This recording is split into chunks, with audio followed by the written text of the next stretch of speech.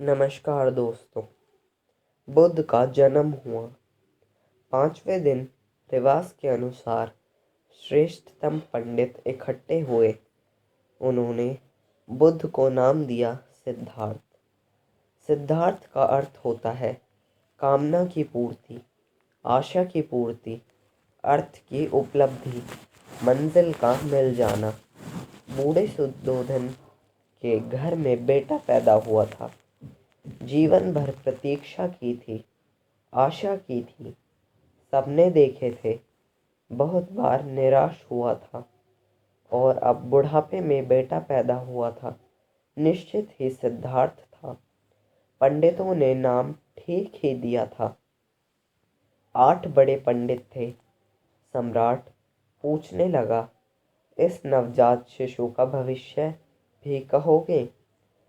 7 पंडितों ने अपने हाथ उठाए और 2 उंगलियों का इशारा किया। सम्राट कुछ समझा नहीं। उसने कहा, मैं कुछ समझा नहीं, इशारों में नहीं, स्पष्ट कहो।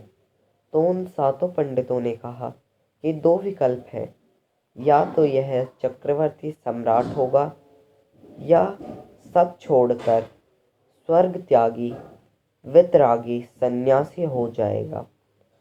या तो यह चक्रवर्ती सम्राट होगा और या सर्व वितरागी सन्यासी होगा। सिर्फ एक पंडित चुप रहा।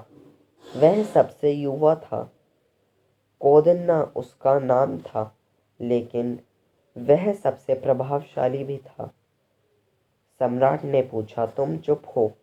तुमने 2 उंगलियां न उठाई?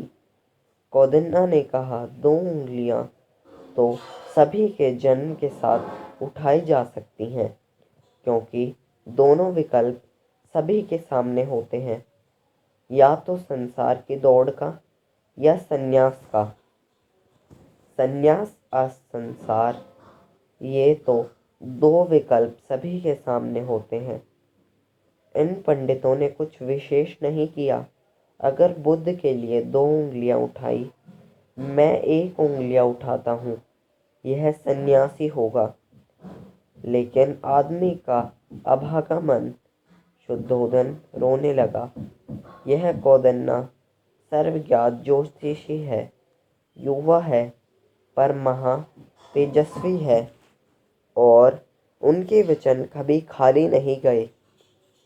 दूसरे पंडितों के साथ तो सुविधा थी थोड़ी कि चक्रवर्ती भी बन सकता है। कौंडिन्य ने तो विकल्प ही तोड़ दिया। उसने तो कहा, यह निश्चित बुद्ध बनेगा। उन पंडितों के साथ तो सम्राट रोया न था, प्रसन्न हुआ था। चक्रवर्ती सम्राट होगा बेटा। और दूसरे विकल्प को उसने कोई मालूम न दिया था और न ही कोई मूल्य दिया था, क्योंकि जब चक्रवर्ती सम्राट होने का विकल्प हो तो कौन सन्यासी होना चाहता है। लेकिन कौंडिन्य ने तो मार्ग तोड़ दिया। उसने तो एक ही उंगली उठाई है। लेकिन सम्राट ने अपने मन को समझाया, कौंडिन्य अकेला है, विपरीत 7 ज्योतिषी हैं। ऐसे ही तो आदमी अपने मन को सांत्वना देता है। 7 ही ठीक होंगे, एक ठीक न होगा, लेकिन वह एक ही ठीक सिद्ध हुआ। और अच्छा हुआ कि वह एक ही ठीक सिद्ध हुआ।